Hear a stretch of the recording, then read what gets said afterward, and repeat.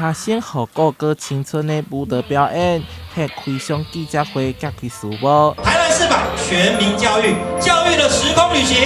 上学了。台南市教育局长陈新辉甲多位议员贵宾，嘛宣告台南400全民教育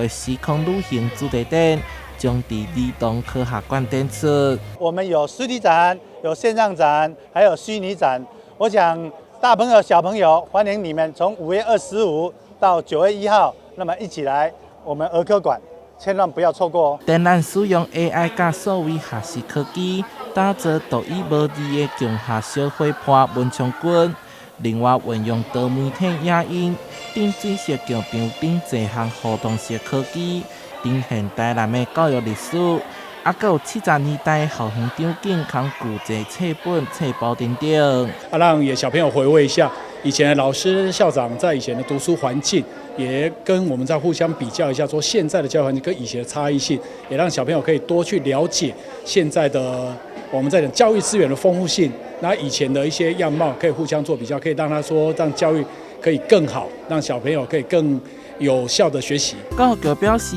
主题展强调观众甲展品的互动，希望让无同世代看到无同时代的教育形态甲发展。